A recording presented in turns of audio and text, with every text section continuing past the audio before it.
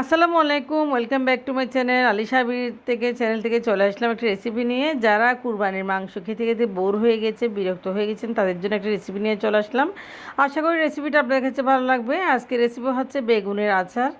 তো বেগুনের রেসিপি এটা খেতে যেমন দারুণ, গরম ভাতের সাথে, রুটি পরোটার সাথেও খাওয়া যায়। তো আশা করি রেসিপিটা আপনাদের কাছে ভালো লাগবে। ভালো লাগলে চ্যানেলটি সাবস্ক্রাইব করে পাশে থাকবেন, একটা লাইক করতে অবশ্যই ভুলবেন না। চলে যাচ্ছে মূল রেসিপি। দেখেন এখানে বেগুন নিয়েছি 4টা। বেগুনগুলো খুব একদম মোটামুটি ভালো ছিল। তো বেগুনগুলো বাজার থেকে কিনা, তাই বেগুনগুলো এবার ধুয়ে নিয়েছি। এখন ধুয়ে নিয়ে বেগুনগুলো আমি কেটে নিচ্ছি সাইজ করে। তো পরিষ্কার পানি দিয়ে বেগুনগুলো আমি কেটে নিচ্ছি। দেখেন, কারণ বেগুনের কালারটা কালচে হয়ে যায়। এদিকে বেগুনগুলো রান্না করার জন্য আমি কী নিয়েছি দেখেন, বেগুনের আচারের জন্য নিয়েছি বাদাম, সরিষা, কাঁচামরিচ, সাথে নিয়েছি রসুন কয়েকটা। সব কিছু আমি পাটায় বেটে নেব। আপনারা চাইলে এটা ব্লেন্ডার জারে ব্লেন্ড করতে পারেন, তবে পাটায় বেটে নিলে একটু খেতেও ভালো লাগে। তো দেখেন আমি পাটায় বেটে নিয়েছি, সরিষা রসুন একদম ভালোভাবে বেটে নিয়েছি।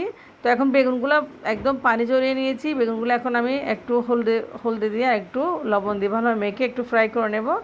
তো হলুদ দিয়ে ভালোভাবে বেগুনগুলো আমি মেখে নিয়েছি। দেখেন,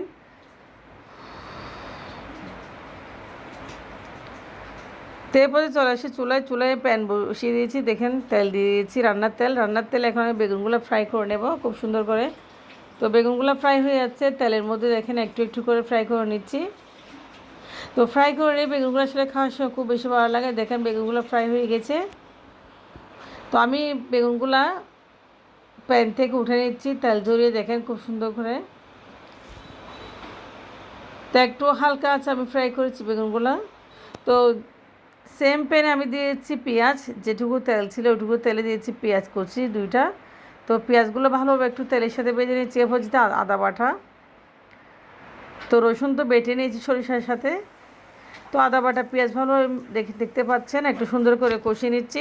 তো এখন ভালোভাবে আমি দিয়েছি এখানে বাটা মশলা, বাদাম, সরিষা আর রসুন, কাঁচামরিচ সব কিছু বেটে নিয়েছি পাটায়।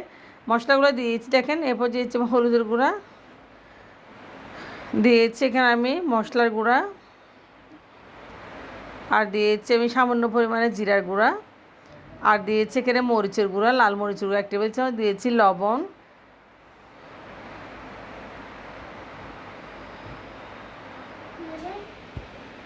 সব কিছু দিয়ে দিয়েছি একটু পানি। তো পানি দিয়ে এখন ভালোভাবে আমি মশলাটা একটু কষিয়ে নেব। তো দেখেন মশলার কালারটা খুব সুন্দর হয়েছে, যেহেতু চিনাবাদাম সরিষা বাটা। তো বেগুনের আচার আসলে এটা খেতে খুবই ভালো লাগে।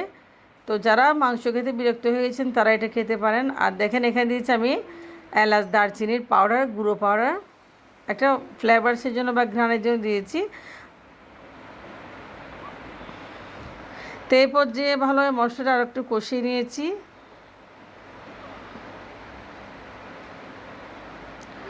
তো মশলা কষানো হয়ে গেছে, দেখেন খুব সুন্দরভাবে কষিয়ে নিয়েছি।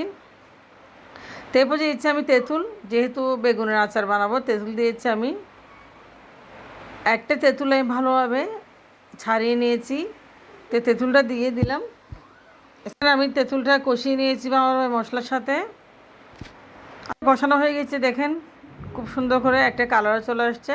তো ওদিকে খুব সুন্দর কালার চলে আসছে। এরপর যে আমি দিয়েছি ফ্রাই করা বেগুনগুলা। তো এভাবে বেগুনগুলো মশলার সাথে ভালোভাবে কষিয়ে নেব। তো এটা বেগুনের আচারও বলতে পারেন, খেতে দুর্দান্ত স্বাদের হয়। আপনারা চাইলে গরুর মাংসের সাথে খেতে পারেন, সাদা ভাতের সাথে খেতে পারেন। খুব মজা আসলে বেগুনের ফ্রাইটা। বেগুনটা আমরা টক বেগুনও বলতে পারেন এটা। তো বিয়েবাড়িতে প্রায় সময় রান্না করা হয় আসলে বেগুনটা, পোলাওর সাথে খুব ভালো লাগে। তো এরপর যে আমি বেগুনটা ভালোভাবে একটু কষিয়ে নেড়ে চেড়ে ঢাকনা দিয়ে একটু দমে রাখবো। 10 মিনিট পরে চলে আসবো, বেগুন যেহেতু তাদের সিদ্ধ হয়ে যাবে। তো দেখেন 10 মিনিট পরে ফিরে চলে আসলাম। বেগুনটা একদম উপরে তেল বেশি উঠেছে, মাশাল্লাহ খুব সুন্দর লাগতেছে। তো সরিষাটাও দেখতে ভালো লাগতেছে, খুব একটা ভালো ঘ্রাণ আসছে। তো এই বেগুন ভাজাটা আসলে খুব মজা। আপনারা চাইলে পোলাওর সাথে খেতে পারেন এই বেগুন ফ্রাইটা। তো আমি বেগুনগুলো একটু নেড়েচেড়ে একটু মেল করে নিচ্ছি, যেহেতু বেগুনের আচার হয়ে গেছে। এটা খুব ভালো একটা ঘ্রাণ আসছে। আপনারা যখন বানান তখনই আপনারা বুঝতে পারবেন, একদম বাবুর্চিরা যেভাবে বানায় সেভাবে বানিয়েছি আজকে। তো এরপর যে নেড়েচেড়ে আর একটু কষিয়ে আমি দমে রাখবো। 5 মিনিট মতো দমে রাখলে আচারটা হয়ে যাবে ফুল অ্যান্ড ফাইনাল। দেখেন কতটা সুন্দর হয়েছে বেগুনের রেসিপিটা।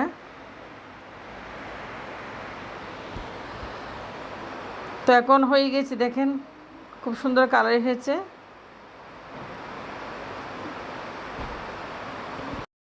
তো আমি আপনাদেরকে একটা প্লেটে সার্ভ করে দেখাচ্ছি বেগুন আচারটা কতটুকু মজা হয়েছে। আসলে তেলগুলো দেখেন ঝরে পড়ে যাচ্ছে একদম।